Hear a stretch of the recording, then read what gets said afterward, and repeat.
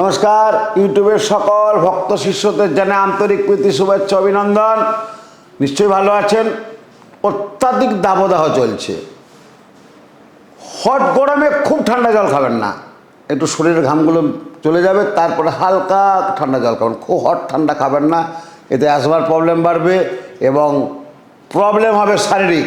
তো যাই হোক, সেটা আমি এই গরমের জন্য বললাম।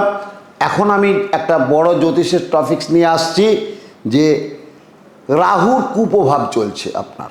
আপনি বুঝতে পারছেন রাহুর কুপ্রভাব চললে কি হয়। বদমেজাজি হয়, আপনার সন্তানের ধরুন কুপ্রভাব চলছে, অকারণে চুল আঁটতে শুরু করে, দ্রুত চুল উঠে যায়, অল্প বয়সে মাইন্ড কাজ করে না, বাইরের দিকে মন চলে যায়। এবং পরিণত বয়সে যদি তার রাহু খারাপ থাকে, সে তখন বিভিন্ন পরকীয়াতে আসক্ত হয়ে যায় এবং অশুভ বন্ধু তার জীবনে চলে আসে এবং কি হয়, বিভিন্ন নেশাতে আসক্ত হয়। তখনই বুঝবেন যে আমার সন্তানের রাহু ধরেছে, রাহুর কুপ্রভাব চলছে। তাহলে কিন্তু আমি একটা বিশেষ উপায় পদ্ধতি টোটকা বলছি, রাহুর অশুভ দোষ থেকে বাঁচার উপায়। কিচ্ছু ঝামেলা নয়, খুব সহজলভ্য ব্যাপার। আপনারা সবাই সেই জিনিসটা চেনেন, ময়ূরের পালক। ময়ূরের পালক আপনার জীবনকে বদলে দিতে পারে রাহুর কুপ্রভাব থেকে। রাহুর অশুভ দোষ, অশুভ প্রভাবের ফলে ময়ূর তো সাপের শত্রু জানেন। তাই যাদের রাহুর কুপ্রভাব আছে তাদের জন্য আমি বারবার বলছি যে ময়ূর পুচ্ছ সঙ্গে রাখবেন, ভীষণ ভালো রেজাল্ট পাবেন। আর একটা বারবার বলে দিচ্ছি আমি, দেখবেন অনেক বাচ্চা শিশু তারা প্রচণ্ড জেদি, প্রচণ্ড মুডি, একগুঁয়েমি ভাব হয়ে থাকে।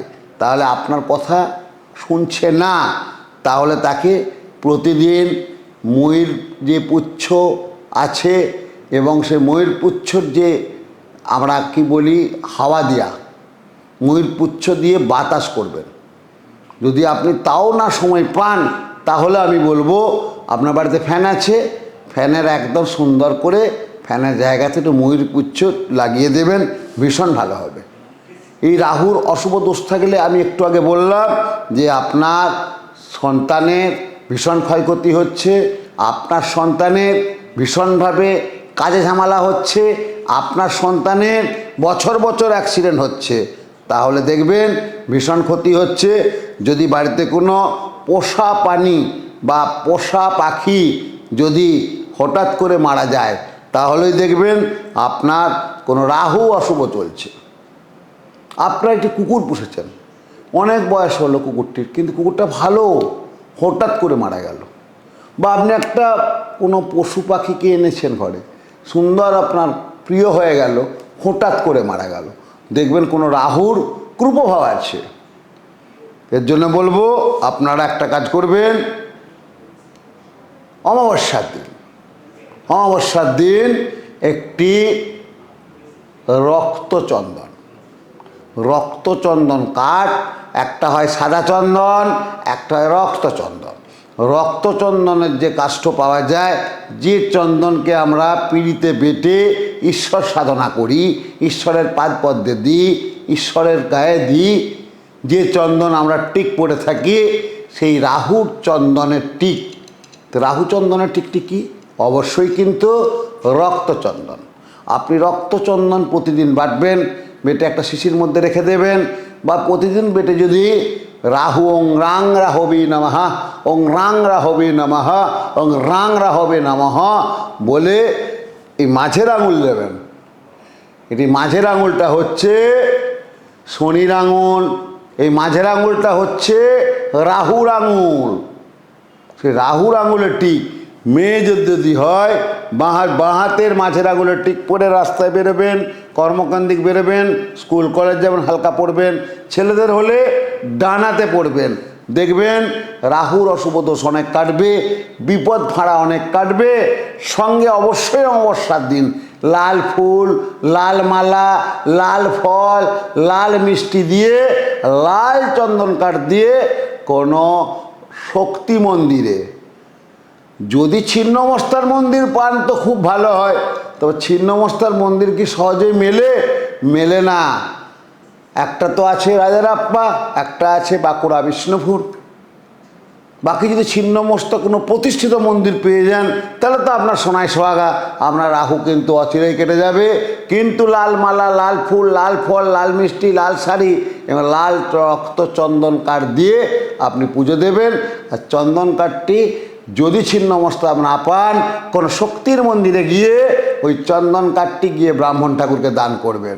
আরেকটি চন্দন কাঠে আপনি বাড়িতে রেখে ওই পিড়িতে চন্দন বলে রক্ত চন্দন, মেয়েদের বাঁ হাত মধ্যমা, ছেলেদের ডান হাত মধ্যমা টিক পড়ে ব্যবসা ভালো করছিলেন, ব্যবসা শেষ হয়ে গেল, পুনর্ভাবে আপনাকে তৈরি হতে হবে, আপনি পড়ে যাবেন।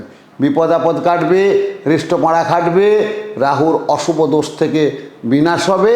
আর অবশ্যই কিন্তু ময়ূর পালক কাছে রাখবেন, ময়ূর পুচ্ছ কাছে রাখবেন, পুচ্ছ মানে পালক অবশ্যই কাছে রাখবেন, তাতে ভীষণ ভালো হবে, রাহুর অশুভ দোষ কাটবে। নমস্কার।